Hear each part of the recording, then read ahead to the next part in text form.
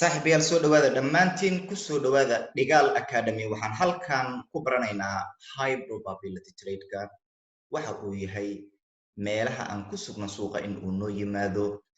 iyo qaababka ay u trade garayso Dhigaal Academy taa oo kaa dhigi doonto profitable trader taa micnaheedu waxay tahay in aad miisaanto markaad cashirka fiirsato ma qaataa aniga trade-yada noocan ah maxaase iga hortaagan in aan trade-yadan oo kale aan ka ganacsado si aan faa'iido u sameeyo ogow laba waji ayaad suuqa ku ganacsataa oo ah in suuqa aad sugto oo uu ku yimaado iyo in aad si hordhac ah suuqi u gasho isagoon ku imaanin ka hor taa waxay marka keenaysaa in aad suuqa faa'iido ka samayso iyo in uu suuqi isagu ku burburiyo niyad jabto kadibna aad isaga baxdo suuqi taa waxay ka dhigan tahay in aad ka ganacsato high probability trade-ka 10 trade ama 20 trade haddii aad baqaadato inkastoo 20 trade annaga haddaan ay Dhigaal Academy aanan ka ganacsanin bishii oo laga yaabo 15 trade bishii inaan qaadano taa waxay ka dhigan tahay trade-yada aad qaadanayso cadadka inta ay la egyihiinba adigaa gaarsiin kara iyo qaababka aad rabto in aad ku ganacsato adigay kugu xiran tahay balse haddii aad qaadato 15 trade bisha 3 trade oo keliya waa in ay noqdaan binary trade-ka 11 kale waa in ay noqdaan waxaan aan hadda ka sheekeynayno oo ah high probability trade-ka high probability-gu micnihiisu waxay tahay suuqa in uu yimaado ama price-ku in uu yimaado meesha ugu wanaagsan ee marka uu isku dhammaystiray taa oo annagu marka dareenkeenna iyo ihtimaamka aan siinayno indheheenna waxaan ku soo jeedinaynaa marka uu halkaa price tago annagoo og in aan la socon doono waqti dheer faa'iido aad u weynna aan ka samayn doono haddii aad soo daawatay oo aad fahantay cashirkii binary trade waxaan rajaynayaa in uu wax weyn kaa caawiyey kan probability-gan haddii aad ku dabaqdo waxaan rajaynayaa labadaa oo aad isku hesho in ayadana ay tahay in aad miisaanto trade-ka aad qaadanayso iyo markaa waxa uu yahay in aad horay ka fahmi karto sidaan halkan ku haysano waxaan haysanaa structure-kan in aan ascending within ascending halkan ku samayna taa ma doonayo in aan ku noqdo oo ishaada guud waa ay qaban kartaa waxa uu trade-ka yahay balse halkan ayaan rabaa in aan focus ka saarno oo aan isla fiirino double top-kan qaabka marka aad uga ganacsan lahayd maadaama halkan aad ka helayso oo laga yaabo trade-kan in uu kugu dhaafo emotion ahaan iyo cabsi aad ka qabto marka in uu trade-kii shaqay waayo oo kale corrective-kan aan helayno waa impulsive-kan koowaad kadib waxa aan helayno impulsive-kan koowaad waa large correction-kan large correction-kan ayaa wuxuu yahay high probability maxaa ka dhigayo high probability inkastoo structure-kan ascending within ascending ama bottom within a bottom-ka cashirka sidoo kale aad ku fahmi karto waxyaabo badan oo aad uga fahmi karto balse kan waxaan rabaa in uusan kaa reebin cabsi in uusan kaa reebin oo marka trade-kii aad ogtahay in uu noqonayo trade shaqaynayo waxa aad ku aamini karto iyo confirmation-nada uu ku siinayo qaabka aad u qaadan karto marka trade-kii iyo target-kaaga meesha aad tiigsanayso oo ah halkan corrective-ka uu ka bilowday meesha aan ray lane-keena dhigno ugu waadna ogtahay waxaan isticmaalayno oo ah trade lane-kii ray lane iyo sababta aan u isticmaalayno intaba waa wax aan kusoo sharaxnay oo aad ka dhadhagsantahay sidaas darteed waxaan arkaynaa in halkan ray lane-ka aan ku taagnay ay tahay double top-keenna inta uusan price ku imaanin ka hor sidaas darteed waxa aan beeshinka u nahay ayaa waxay tahay in aan tagno double top-kaas double top-kan ha la tago balse muxuu price-ku ku tagayaa waa wejiga kale oo aan fiirinayno taana waxaan rajaynayaa in aad si nadiif ah uga dharagsan tahay oo aad soo daawatay oo aad soo fahantay cashirkii ahaa qaababka loo tago trade lane-ka ama double top-ka double bottom-ka iyo sida aad markaa ula macaamili lahayd halka ayaan ugu gudbaynaa cashirka asagana oo muhiimka in aad fahansan tahay ayaan rajaynaa sidaas darteed meeshaan waxaan haysanaa double top-keenna sidoo kale waxaan arkaynaa in loo tegay structure ahaan in loo tegay ayaan arkaynaa waan haysano 1 2 3 sidoo kale halkan waxaan haysanaa structure kale ayaan haysanaa oo isaguna ah mini ascending ayaan haysanaa sidoo kale 1 2 ayaa loo tegay 3 saddexdeena taabasho sidaas darteed meeshaan entry-ga hadda ma doonayo in aan ka sheekayno balse waa halkan waxa aad dhiganayso marka reduce risk entry-gaada aad ka qaadanayso marka aad noocan oo kaleeto aragto ilaa iyo trade lane-kaaga waxa target-kaaga uu yahayna in ay tahay 90% rule-ka mini ascending-ka 200 oo pip inaad ka qabato kadibna scaling ayaad ku samayn kartaa oo trade-kan keliya ayaa waxaad ka qaban kartaa 2000 oo pip ilaa iyo 1000 pip ayaad ka qaban kartaa adigoo u isticmaalaya scalinta oo entry waliba uu bixiyo suuqu marka in aad ka ganacsan karto sidaas darteed meeshaas confirmationadaas oo dhan waxay ku xaqiijinayaan in aad markaa qaadan karto oo aad trade-ka uu yahay trade guuleysanayo oo aad ogtahay markaa in uu shaqaynayo oo aad markaa ka ganacsan karto kuna faa'iidi karto double top in loo tagay waxa la yiraahdo structure ahaan oo ascending midna ascending in aad haysato oo wax ka sii dhigayo trade-kii high probability ascending within ascending double top intaa uu micnaheedu uu yahay jihada guud ee suuqu in uu markaa sell aadayo patterns-kaas oo ku xaqiijinayo kalsoonidaadana kor ugu qaadayo dhammaantood in ay yihiin reversal taa halkaa ayaa ugu gudbaya waxaan rabnaa lacago badan in aan tagno ilaa 8 lacagood 10 lacagood wixii waqtigu noo saamaxo waan ka gudbaynaa mana doonayna in aan ku daahno lacagtan balse targetkeeda guud haddii aan price-ka markaa burino waxaan arkaynaa meesha uu yahay targetkaaga in aad la socon karto lacagta oo aad intaa ka faa'iidi karto kana qaban karto intaas oo biib waxaan tegaynaa dayliga si aan ugu zoom gareeyo oo aad u aragto markaa trade-kii in uu yahay trade shaqaynayo oo targetkaaga oo aan dhiganayna 90% ruleka in uu soo taabtay ayaad arkaysaa oo aad sidaa markaa uga faa'iiday oo aad ugu qabatay intaas oo biib meeqa biib ayaad qaban kartaa ilaa waxaad qaban kartaa markaa 800 oo biib scaling ayaad ku samayn kartaa entry waliba uu suuqu ku siiyana markaa waad ka qaadan kartaa sidoo kale waxaad arkaysaa price-ku ama batinku inuu isagu isi soo celinayo waa waxa la doonaya in aad ku noqoto experience oo aad indhaha markaad wax ku siiso chartiskaba aad arki karto horey ka arki karto sidoo kale halkan waxaad arkaysaa double top within structure ahaan in loo tagay halkan sidoo kale waxaad haysataa double top waxa loo tagayna waa structure ahaan qaabkaasna waxaad ku sii heli kartaa entry kale oo aad uga sii qaban karto intaa waxaan kusoo gabagabaynaynaa USDCHF waxaan tegaynaa ayadana structure-kan qaababka aad ula macaamili karto iyo JBP USD JBP USD halkan sidoo kale waxaan ku haysanaa JBP USD JBP USD qaabka ay high probability ugu noqotay structure-ka guud waxa uu ii sheegayo waa maxay waxa aan ka raadinayo waxaad arkaysaa qaybtan dhan in ay tahay corrective uu suuqu uptrend-kan corrective-ka in uu ku socday ama ascending channel-kan in uu suuqa ku jiray sidaas darteed waxaan arkaynaa oo aan fahmaynaa annaga meel waliba iyo xilli waliba oo suuqa lasoo reversal gareeyo in uu imaan doono impulsive in uu imaan doono sell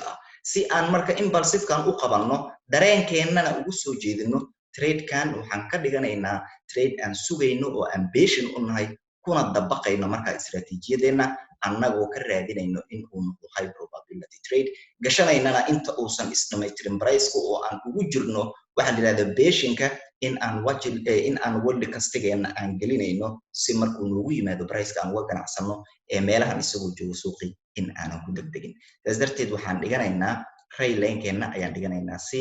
aan suuqii double top-kaas mar waliba rayline-ka iyo trade line-ka waa waxaan hagayo oo suuqa price-ka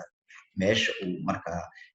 tagayo nagu hagi doono sidaas waxaan arkaynaa in aan hadda helnay price-ku in uu soo taabtay double top-keenna sidoo kaleeta in uu yimid rejection in uu yimid retrace in uu yimid ayaan halkaas ka arkaynaa waxaan dhiganaynaa marka trade line-keenna ayaan dhiganaynaa annagoo raadinayno qaabka marka double top-ka loo tegay iyo sida markaa aan uga faa'iidi lahayn in ay tahay wixii aan raadinaynay ee ahaa in structure ahaan loo tago in impulsive ahaan loo jiriyo iyo in corrective ahaan loo tago intaba intaa oo aan kugu soo sharaxay qaabkii aad markaa uga faa'iidaysan lahayd iyo sidii aad intriyadaada sidoo kale aad uga qaadan lahayd waxaan halkan arkaynaa oo aan ku iri mar waliba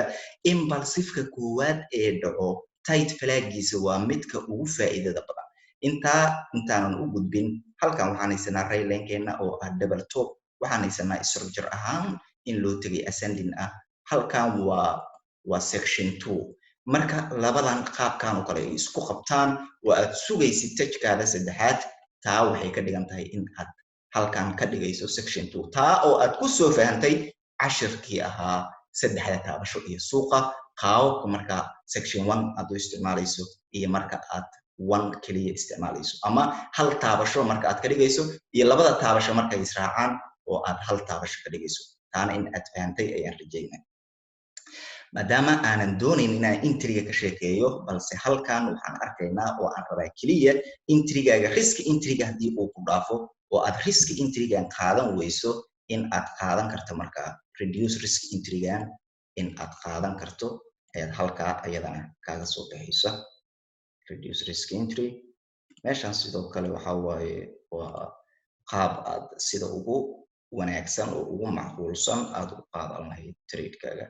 taa oo ka dhigan marka trade-kii in haddaba uu entry kala bixinayo qaabkaana annagu haddaan nahay Dhigaal Academy waxaan isticmaalaynaa waxay tahay price-ku markuu halkan joogo scaling waa in aad samayn karto trade halkan lacag in aad la socon karto afar trade ilaa iyo 3 trade in aad kasii furan karto 3 entry in aad kasii geli karto oo aad qabsan karto mar waliba oo lacagtu entry ay ku siiso taa muhiimadeedu waxay tahay intaad lacagba markuu boodi lahayd hal lacag oo high probability oo aad afar trade 5 trade afar entry 5 entry aad ka heshay ayaa waxay ka dhigaysaa marka in akoonkaaga si cajiib ah uu ku koro si marka ay aqooneedna aad marka uga faa'iideysato sidoo kale halkan entry ayaan ka helaynaa sidaan ayaad farshaxankaaga u samaynaysaa oo aad naqshadaadana marka entryga aad uga fiirinaysaa in uu noqon doono bear flag waxaan kugu soo baray bear flag ayaa waxay inaad impulsive hesho kadibna in aad sugto labadaada taabasho ee ah double topka intuusan soo dhicin ka hor halka midka bull flagana uu yahay in double button halkan in aad ka heli karto kadibna impulsive koowaad in aad qaban karto taa oo ahaa basicii iyo hordhicii hore wixii aad ku soo aragtay balse muhiimaddu waxay tahay in aad sidaan beeshin ugu noqoto price haddii uu qaabkan sameeyana in aad gasho haddii uusan sameynina in aad markaas sugto waxa kale ee uu sameyn doono waxaad arkaysaa marka price in uu tagay sidoo kale halkan waxaad ka helaysaa entry kale ayaad ka helaysaa oo aan markaa ayadana qaadanayno raylinka korkiisa mar waliba waxa aan dhigayno waa stop loss-keena 720 pip stop loss-keena ilaa iyo trade lane-keena 144 pip sidaas oo kale kii halkan ahaana waa uu ku furan yahay balse mar raba in aan cashirba cashirku dul furo manage ayaad ku samaynaysaa oo trade management-ka qaabka loo manage garay iyo wax waliba waa mid aad soo baratay oo aad aqoon u leedahay targetkaagu wuxuu noqonayaa meesha uu ka bilowday mini ascending-ka oo ah 90% rule-ka correct structure-ka meesha uu ka bilowday oo ah why uu halkan entry uga bixiyay taana waa in aad cilmi u leedahay ama haddii aad tahay experience arday Dhigaal Academy ka baxay wax waliba uu suuqu samaynayo waa in aad ka jawaabi karto waana in aad ogaan karto every single wax dhaca oo ah structure ah ama correction waa in aad ogtahay entry waliba suuqa bixinayo iyo xilliga uu bixinayana waa in aad ogtahay oo aad aqoon u yeelato taa oo micnaheedu yahay meeshan in uu ka sameeyay isaguna mini ascending in uu ka sameeyay ama ascending yar oo pattern ascending yar ah in uu ka sameeyay taa waxay ku tusinaysaa marka uu 90% rule-kiisa dhammaystiro ilaa suuqu wuxuu ku socdaa structure ayuu ku socdaa ama pattern ku yimaada haddana pattern kale suuqa mar waliba uu trend ka baxayo wuxuu samaynayaa ama reversal hadduu yahay ama continuation waa wax aan ka soo hadalnay sidaas darteed 90% rule-kan mini ascending-ka markuu dhammaystirayo adigu waa targetkaaga waxaadna ogaanaysaa markuu isla markiiba falaartan yartaa la baxo ama impulsive-kan yarkaa labada kandhale markaad aragto emotion waa inaadan noqon waa in aad isticmaali karto break even oo aad keeni karto khasaaraha miiska waa inaad ka qaadi karto manage aad ku samayn karto kii hore taa oo ahaa meeshii aad ka gashay suuqa in aad stop loss-kaaga dhiganayso oo ah in stop loss-ki meeshii aadan uga tegin taa waxay ku tusinaysaa marka qaabka aad u manage garaynayso iyo qaabka khasaaraba uusan kuu soo gaarsiinaynin suuqa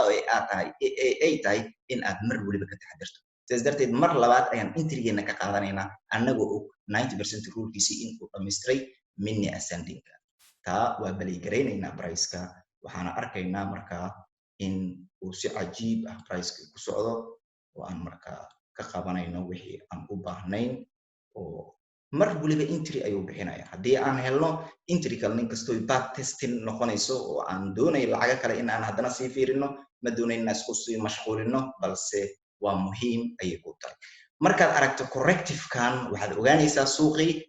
in uu haddana doonayo in uu laabto marka mar waliba message suuqa wuxuu ku siinayo ha is dhammaystira suuqa balse waxa uu ku siinayo message ah waa in aad fahmi karto waa muhiim annagu waxaana saaran waa pressure haddaan nahay Dhigaal Academy waxaan u soconnana waxay tahay in aan ka dhigno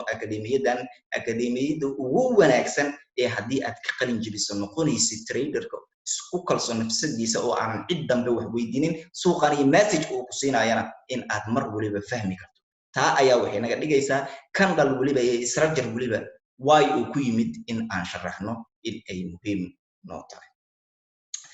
waxaan tegaynaa lacaga kale ayaan tegaynaa taa oo aan uga gudbayno JBP iyo USD maadaama aan doonayno anagu in aan tusaalooyin badan in aan ku siino oo aan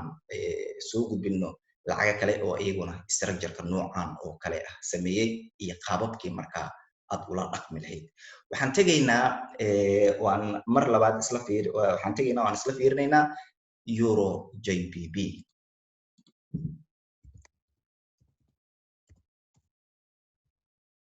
Euro JBP waxa aan ka fiirinayno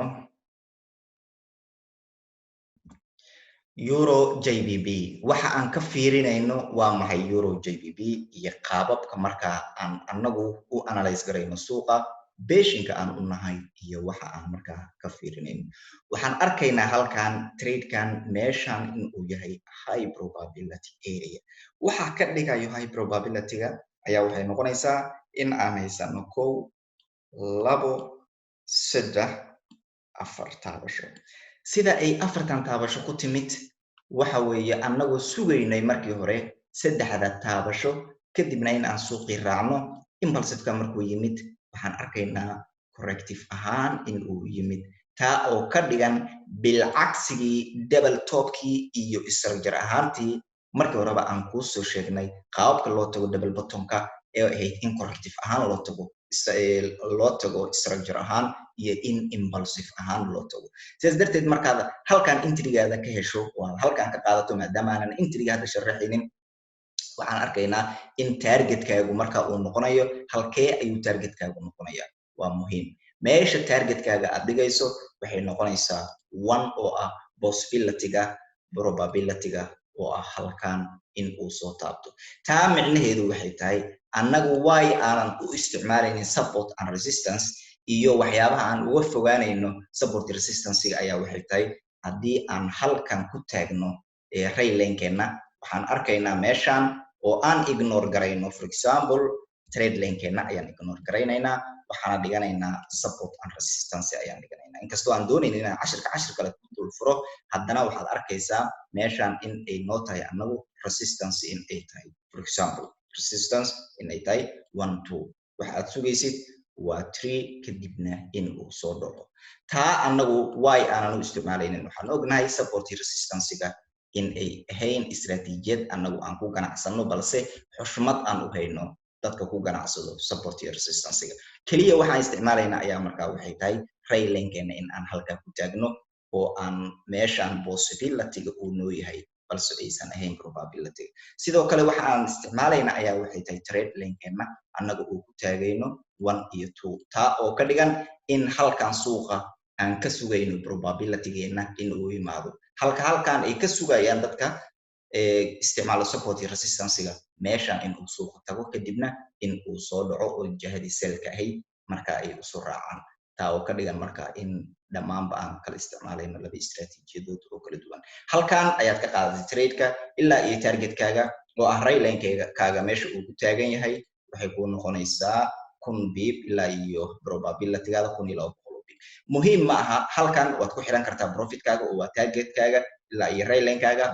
sababtoo ah waxaad ogtahay in suuqii aad jihada sell-ka ah ka raadin doontid markii uu tago areadan sidaas darteed meeshan muhiim ayay ku tahay inaad ku xirato halkan haddii ay noqoto in aad marka interest heshana waad ka qaadan kartaa balse annagu marka suuqa uu noo dhow yahay 80% ama 90% haddaan nahay Dhigaal Academy ma ka raadino jihada markuu noocaas oo kaleeto yahay buyna kama raadino sellna kama raadino waxaan sugnaa suuqa in uu noo yimaado annagoo og in marka boqolaal bip aan ka qabanayno oo suuq sell aadi doono annagu kama raadino buy kama raadino suuq buy aadi doonana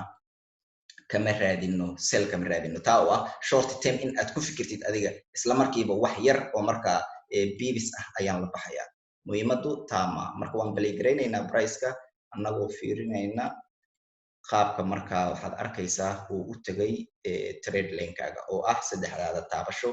in uu halkaa kusoo dhamaystiray ayaad arkaysaa. marka high probability trade-ka qaab noocaas oo kaleeta ayaan beeshin ugu nahay trade lane-keena in uu tago kadibna in uu markaa soo reversal gareeyo oo halkaa ay tahay high probability trade. haddii aan dailyga tagno waxaad arkaysaa in uu si qurux badan usoo taabtay oo u tagay ayaad arkaysaa. haddii aan soo zoom gareeyo waxaan arkaynaa in aan haysano section 1 section 2 section 3 ama 1 2 3 in aan haysano. sidoo kale price-ku wax waliba uu halkan ka sameynayo casharka kale ee ah psychology-ga ayaad ku arki doontaa kuna sharaxi doonaa ama hab fikirka suuqa aad u fikirayso marka aad gelayso kadib. waxaad sidoo kale aad impulsive-ka marka aad hesho aad raadinayso waa in uu yimaado correction, inuu yimaado large correction, steep flag inuu yimaado iyo wax waliba markaa uu suuqu ku dhaqmo waa in aad fahmi karto message-na aad markaa ka qaadan karto suuqa. euro jbb ayadan halkaa ayaan ugu gudbaynaa oo ah markaa in possibility-ga iyo probability-ga aad suuqa ku sugayso mar waliba uu tago probability-gaadana ay tahay suuqa inaysan qabsi kaa reebin ooba ay tahay meesha aad beeshinka u tahay iyo markaa waxa ay tahay in aad ka ganacsato oo aad markaa ku dabaqdo istaraatiijiyadeeda aad ku dabaqdo. sidoo kale meeshaan ma doonayno inaan si analyze garayno waa ka tegi doonaa balse structure-ka waxa aad fiirinayso ayaa waxay tahay in aad hesho 1 iyo 2 3 in soo taabto oo kale qaab noocan oo kale tahay in aad trade lane-kaaga u dhigato sidoo kale kana in aad sidan oo kale u dhigato. qaabka trade lane-ka loo sawiro iyo wax walibana waa mid aan soo jilcinay oo aan soo faahfaahinay. waxaan ugu gudbaynaa halkaa euro jbb waxaan tegaynaa oo aan isla fiirinaynaa euro chf oo ayadana markaa euro chf halkan waxaan haysanaa euro chf waxa aan ka fiirinayno ayaa ayaduna waxay tahay price-ku halkee ayuu ku sugan yahay qaab noocee ah ayaan anigu markaa targetkayga ama wax dhici doono sidee ayaan message uga qaadaa waa muhiim. sidee ayaan si ku aaminaa in uu yahay trade-kan mid shaqaynayo oo high probability ah. taa waxay ka dhigan tahay in marka koowaad aan isticmaalayno trail lane-keena oo ah in halkan ay noo tahay double bottom. sidoo kale in aan halkan ka helnay impulsive, inaan helnay correction oo corrective ahaan in uu u tagay uu kusoo laabtay price-kii meeshii uu markii hore ka dhaqaaqay oo waliba uu sii jebiyey corrective ahaan in uu sii jebiyey ayaan arkaynaa. taana waxaan ku arki karnaa low time frame-ka markii aan tagno iyo marka qaababka aan intrigeena u raadinayno ahna in aan diiradda saarno ihtimaamkeenna dhammaanba aan halkan isugu keenno annagoo fiirinayno waxa dhici doona mustaqbalka oo ah in aan markaa ilaa iyo la socon karno saddexdeena taabasho trade lane-keena. haddii aan markaa jebinana in aan la socon karno ilaa iyo 90% rule. taa waxay ka dhigan tahay hadda in aan helnay retrace inaan helnay oo suuqi gebi ahaanba uu jihadii bayda ahayd uu kasoo laabtay. taa waxay ka dhigan tahay in aad fahmi karto sababta aan kugu soo gudbinayo euro chf oo aanan tegin halkaa ayaa waxay tahay manage trade-ka in aad barato qaabka aad trade ku manage garayn lahayd. yes targetkaaga halkan ayuu noqonayaa balse meeshaan waa in ay noqoto possibility-ga ah lacagtii in ay kasoo dhacdo halkaa oo ay kasoo reversal garayso. taa oo aysan ahayn inay la yaab ugu noqoto waxa dhici doona oo ah inaad haysato 1 2 3 in mar labaad uu soo laabto suuqii kadibna in uu jihadiisii uu aado markaana ay tahay in halkan markaad ka hesho reversalka profitkaaga aad xirato gebi ahaanba oo aad ogtahay jihada seelka inuu suuqa aadayo ugana faa'iidaysan karto strategy-kaas marka aad hesho pattern-kaaga ama markaad hesho reversalkaaga inaad entry-gaada ka heli karto kadibna selkan in aad qaban karto. waxaan halkaas aad ka arkaysaa ood ka fahmaysaa target inaad leedahay trade-ku inuu manage u baahan yahay iyo qaabka marka aad ula macaamili lahayd wax waliba oo suuqa ka dhaca oo message ah in aad markaa ka faa'iidaysato waa muhiim. sidoo kale halkan marka aad joogto oo aad aragtay rail lane-kaaga in la jebiyey oo corrective ahaan loo jebiyey la tegay qaab noocan oo kala waxaad samaynaysaa in aad dhigato trade lane-kaaga in aad dhigato ayaad isticmaalaysaa qaab noocan oo kale ilaa iyo waad ku xiri kartaa meesha uu ka yimid sidaan oo kale balse waxaa kaaga wanaagsan mar waliba meesha kugu dhow oo kale in aad saarto ayaa kaaga wanaagsan taa oo micnaheedu uu yahay mar waliba oo tradekii aan kasoo sheekaynay ee USDCHF mini ascending haddii la jebiyo ama mini descending haddii uu yahay mar waliba wuxuu bixinayaa entry ayuu bixinayaa taa oo ka dhigan entrygan priceku marka uu jebiyo bixinayo in aad qaadato haddii aadan halkan risk entry aadan ka qaadan tan oo ah in aad qaadato ayadana risk entryga experience haddii aad tahay qaababka loo qaatana marka aqoon aad u leedahay waxaad arkaysaa meeshan in uu ka sameeyey mini double button in uu ka sameeyey structure-ki in uu soo dhammaystiray kadibna corrective aan uu yimid haddii aan tagno 4 hour-ka ama 1 hour-kana si wanaagsan aad batankii u arkayso iyo aan naga tiro waxaan oo ah double button-kii ayadana aan raylinka ku sawirnay oo aad ogtahay meeshii aan kasoo saarnay meeshaan waxaan arkaynaa in aan structure haysano structure-kan oo nagu dhalinayo marka in uu yahay descending 1 2 3 in aan haysano sidoo kale inaan haysano 1 2 3 waxaad haysatoo kale waa maxay mini double button intaa oo confirmation waxay kuu xaqiijinayaan tradeku inuu yahay high probability aadina doono jihada bayda taa waxaan rajaynayaa in aad si waadix ah u fahantay waxaan tegaynaa lacag kale iyo tusaalooyin kale oo aan ka bixinayno AUD JPY waxaan haysanaa halkan AUD JPY AUD JPY structure-ka noocana qaabkee ayaan markaa ugu trade garaynayaa oo ah in aan haysto structure impulsive correction impulsive in structure ahaan loo tagay double topkayga in loo tagay structure ahaan loo tago balse muhiimadda waxay tahay in aad haysato iyadana middle section taa awood u siinayo suuqii inuu imaado haddii uu doono double mini double ku samaysto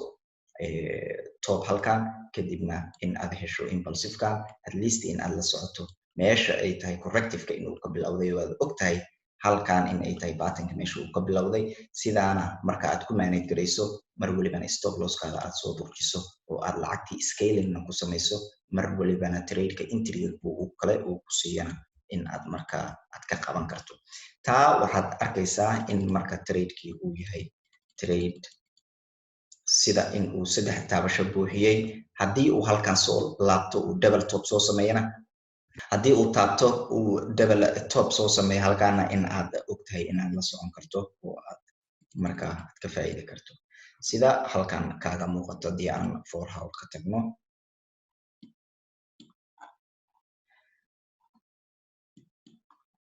waxaan arkaynaa in structure-keena 1 2 3 in la dhammaystiray sidoo kale ma doonayno in aan halkan ka helno balse waa waxaad adigu mar waliba fiirin karto in halkan uu baatin kale ku jiro qaab noocaas oo kaleeta loo sameeyey waxaan hadda sugaynana waxay tahay maadaama aan qabanay impulsive-kan meeshaan adigu message-ka suuqa ah ka qaadanaysaa waxay tahay ilaa waxaa tahay experience og waxa uu samaynayo iyo message-ka suuqa uu bixinayo taa waa muhiim halkan waxaad ka heshay entry ayaad ka heshay sidoo kale waad qaadatay entry-gaaga kaleeta ayaad heshay waad qaadatay entry-gan ayaad qaadatay for example trade-kii wuu soo dhacay wuxuu kugu sameeyey retrace ayuu kugu sameeyey retrace-ka marka uu sameeyo maanka annaga waxaa noogu jiro waxay tahay inaan correction helno correctionkaas kadibna in uu yimaado impulsive kale taa oo ka dhigan in double top-keena loo socdo oo haddana mar labaad uu double top kusoo samayn doono inta uusan soo dhicin halkan marka secret-ka ku jira ayaa waxay tahay dadka emotion-ka ah ama markaa suuqii aanan sirtiisii badnayd aanan helin ama aanan noqonin consistence ee mar waliba la ciyaaraya emotion-kooda wax yar suuqa markuu laabto waxaysan ahaan jihadii ayuu bedeshay kadibna waxa imaan doono ayaa waxay tahay impulsive-ka ugu weyn taa oo markaa ka dhigayso in ay ka qadaan ama ay cabsi ahaan uga reebto oo ay ka shallaayaan hadhow maxaan suuqii u geli waayey waanu geysan waayey mar waliba waad ogtahay waxa dhici doono oo ah in lagu laabto trade-kaaga message uu ku siinayo suuqa in aan helno impulsive correction impulsive kadibna retrace inaan helno halkan in aan flag ka helno qaab noocan oo kaleeta double top-keena ku taabano kadibna aan soo dhacno marka maankaaga inaad ku hayso aad iyo aad ayay muhiim u tahay oo aad markaa trade-ka aadan miis garaynin oo aad ku lug yeelato kana qabato marka impulsive-kaas in aad qabato waxaad arkaysaa markaa in pricekii qaab noocaas oo kaleeta uu kusoo dhacayo una ciyaarayo adigana aysan ahayn markaa in emotion uu ka reebo high probability trade inuu yahay mar weliba iyo marxalad welibana in aad isha ku hayso in gooniyana aad ku fiiriso tradeka markuu tago top of the structure ahaan in loo tago double topkaaga haddii structure ahaan loo tago iyadana risk entry inaad ka qaadato corrective ahaan haddii loo tagana impulsiveka koowaad in aad sugto kadibna aad qaadato correctionka entryga aad ka qaadato haddii impulsive ahaan loo jibina retraceka in aad sugto kadibna falaaga in aad halkaa ka qaadato intaa oo dhan waxay ku tusinayaan qaababka markaa tradeka aad ula macaamili lahayd iyo sida aad khasaare isaga ilaalin lahayd intaba waxaan tegaynaa isla ayadan haddii aan lacagtan sidoo kale wiigii hadda ugu dambeeyey aan ka fiirinaynay iyo qaabkii marka lacagta ay noqotay iyo sidii ay ahayd oo high probability tradekan uga soo qaadanay sidaan uga faa'iidnay ayaan ayadana isla fiirinaynaa haddii aan priceka burino si dhaqsi leh haddii uu ku baxo waxaan arkaynaa impulsivekani waxaan dhan waa wax aad qaban karto marka aad isticmaalayso wax weliba oo aad isticmaalayso oo ah in aad haysay impulsive in aad hesho impulsive in aad hesho large correction sidoo kale halkan inay tahay entry waxyaabaha waa wax aad scaling ku samayn karto haddii aan boos ku qabanno kadibna dailyga aan tagno waxaad arkaysaa inta suuqa uu soo dhacay oo ay tahay markaa in aad ka faa'iiday at least adigoo isticmaalayo high probability tradeka iyo faa'iidada uu leeyahay waxaad kasoo qaad kii horeeto waad xiratay double topkaaga ayaad kasoo raacday ilaa iyo halkan 1500 oo pip in aad qaban karto ayaad ogtahay halkee ayaan markaa tradeku inta markuu imaado oo uu baxo waa waxaad ku lug yeelan karto oo intrigaada ka raadin karto balse still meesha aan toddobaadkii haddeertan ahaa tradeka asagoo aan kasoo qaadanay ardada dhanba ka faa'iideen oo halkan markii uu yimid aan ku dabaqnay in aad update garayso markaa raylinkaaga oo aad halkan ku taagto oo aad ogtahay in halkan markii uu yimaado qaabka uu yimaado aad ula macaamilayso kadibna aad intrigaada ka raadinayso si aad markaa u qabato impulsivekaas iyo bibiska markaas ku dhex jiro si aad u hesho waxaan halkan marka isdul taagaynaa qaabka waxaan isdul taagaynaa double topkeena loo tagay double topkeena waa raylinkeenna meesha aan dhignay hadda 4 hourka ayaan tegaynaa 1 hourka si aan structureka si guud oo cajiib ah aan ugu aragno sidoo kale waxaan arkaynaa meeshii aan kasoo analyze garayna suuqa ee aan dhahnay sel cajiib ah ayay soo aadi doontaa qof weliba isha ku hayo ardada ka mid ah lagana faa'iiday cashirka markuu soo baxana xasuus ay ku noqon doonto aad arki doonto sidoo kale meeshaan in aad sugto mar weliba haddii aad halkan risk entry aadan ka qaadanayn haddii aad sugto impulsiveka koowaad waxaan dhahnay falaaga koowaad ee imaanaya tight falaaga wuxuu ka faa'iido badan yahay mid weliba ayuu ka faa'iido badan yahay waxaad arkaysaa meesha markaad ka hesho intrigaada in aad lacagta muddo in aad la socon karto adigoo weliba samaynaya scaling oo ah position weliba lacagta entry ay ka bixiso in aad markaa ku dabaqayso aad intriga qaadanayso sidoo kale halkan in aad retouch ka heshay oo sidoo kalena entry ay tahay oo aad qaadan karto intaa awdjby ayaan gudbayna fadlan cashirka markaad daawato ha isku laabin computerka oo halkaa ha uga tegin tag jartiska fiiri structuradan iyo qaababka markaa lacagaha aad uga heli karto si aad practice u samayso una noqoto qof xor ah oo isaga keligii suuqan ka shaqayso oona cidna weydiinin balse haddii ay noqoto in aad cashir daawato halkiisa aad uga tagto mar weliba waxaad ku qasban tahay in aad qof hoos fadhiso ama dad marka inaad hoos fadhiso oo aadan xuroobin ayay ka dhigan tahay annagu hadafkeenu waxay tahay in aad adigu noqoto qof isku kalsoon oo markaa isaga si xor ah u shaqaysta suuqan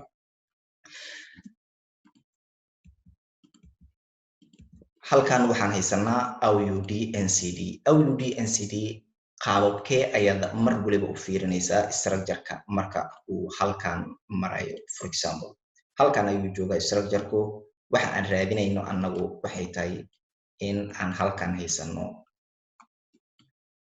in structurekeena halkan ah haddaan for example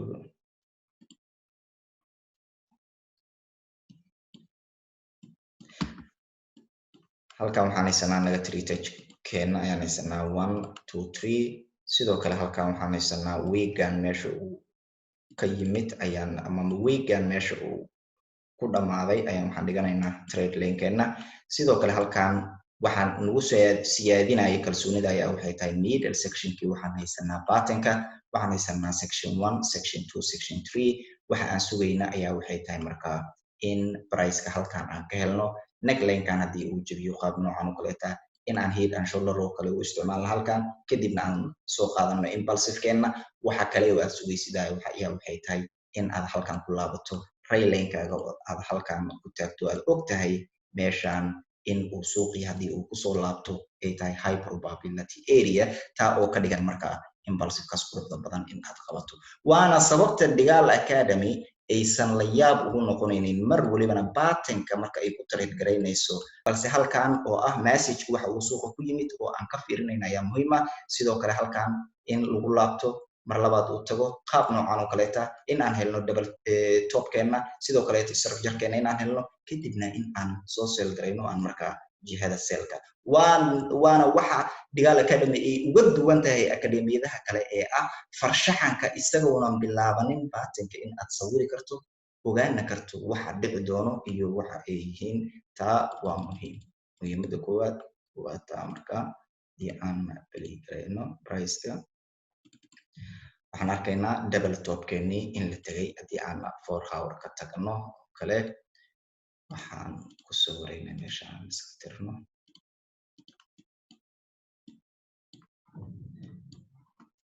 waxaan arkaynaa halkan haddii aan trade line-keena celino array line-keenana ku taagno meesha waxaan arkaynaa in loo jebiyey structure ahaan loo jebiyey ayaan arkaynaa oo aan haysano meeshaan 1 iyo 2 sidoo kale haddii aad risk entry halkaa ka qaadanin risk ayaad heshay waxa aad sugaysid waa flag kadibna in aad qaadato flagga oo aad jihada sellka ahayd aad markaa soo qaadato marka qaab noocaas oo kaleeta waa waxa aad uga faa'iidi karto high probability trade-ka haddii aan sii dayno price-ka maadaama aan fiirinayno lacag kale iyadana waa muhiim in qaab noocaas oo kaleeta uu ku dhaqmo price-ka haddii aan qorino waxaan arkaynaa still inuu socdo still waxaan patient ku nahay waa sida oo marka aad hesho entry-gaada oo top of the structure ama high probability trade-ka in uu yahay waxaad ogaanaysaa waxa aad qabanayso in ay yihiin boqolaal bib iyo kumanaan bib oo aysan ahayn violent structure-ka for example lacagtii way soo dhacday impulsive ayay samaysay corrective-kan oo kale inaad adigu aad iska gasho dhex bartanka inaad suuqii ka gasho suuq soo dhammaaday oo selkiisa dhammaaday ama baygiisa dhammaado low of the structure joogo kale inaad gasho taana waxa kaa caawin doono waa cashirka psychology-ga iyo hab fikirka suuqa aad u fikirayso marka aad trade ka qaadanayso taa waan rajaynaya wax badan in ay kaaga bixi doonaan oo aad ogaan doonto markaa in suuqu uu yahay markaa psychology in uu yahay lagama maarmaan ay tahay trade-kaad qaadanaysa iyo markaa wax aad qaadanayso in aad ogtahay oo aad cilmi u leedahay haddii aan AUD JPY aan AUD NCD haddii aan halka uga gudubno sidoo kale structure-kan aan sharaxayna maahanay kan waxaad arkaysaa sidii oo kale in aan lacagtan ku falanqaynay ayadana ay ardadana ka wada faa'iideyn waxa loo tagay double top-kaaga oo high probability trade-ka ka dhigayo asaguna in uu yahay in aad heshay in structure ahaan loo tagay oo ah 1 2 3 in aad soo heshay halkaa in aad saddexdaada taabasho structure-ka in ay ku dhammaystiran yihiin sidoo kale muhiimadda ugu weyn ee aan fiirinayno baatanka in uu haysto middle section taa oo ah hadirtan inay entry kala sii bixinayso lacagta in aad sidaa u qaadato ugana faa'iido ayaa muhiim ah hadday noqoto in double top lasoo sameeyana ayadana waa waxaad ogtahay price-ka haddii uu laabto in marka ay tahay impulsive-kan in aad ku lug yeelato mar waliba waa qaababka ay Dhigaal Academy u trade garayso ugana duwan tahay meel waliba oo aad kusoo aragto structure looga sheekaynayo marka halkaa waxaan ugu dambeyn waxaan soo gudbinaynaa lacagtii ugu dambeysay oo aan high probability-geeda ayadana aan ugu tusayo Euro JBP waxaan arkaynaa waxa ay halkan ka samaynayso iyo waxa ay tahay trade-ku waxa ka dhigaya high probability in uu yahay qaab waliba halkan ayaad ku fahmaysaa haddii aan tagno weekly-ga waxaan arkaynaa meeshaan in ay tahay haddii aan soo qaadano rayline-keena oo aan halkan ku taagno waxaan arkaynaa double bottom in aan halkan ka haysano oo ah impulsive-ka meeshii uu ka kacay intuusan corrective-kan imaanin koor halkan waxaa haysanaa double bottom waa option 1 oo aan haysano confirmation ah suuqii in uu reversal noqon doono. Sidoo kale waxaan haysanaa double bottom oo ah rayleenkan iyadana aan ku taagayno oo ah mini double bottom isaguna in la jebiyey ayaan arkaynaa. qaabka loo jebiyey wax walibana low time frame-ka ayaan ku ogaanaynaa. sidoo kale halkan waxaan haysanaa ascending channel ayaan haysanaa waan ognahay corrective ahaan in loo yimid ayaan ognahay. intaa oo cadaymood markii aan helno kadib dailyga ayaan tegaynaa balse aan u fiirino xaaladda iyo markaa qaabka aan ugu lug yeelan lahayn oo aan intrigeena markaa aan heli lahayn. sidoo kale halkan waxaad arkaysaa qaabka loo yimid ee ah section 1 section 2 section 3. marka double bottomkan adigu aad fiirinayso possibility-ga in uu suuqa ka reversal gareeyo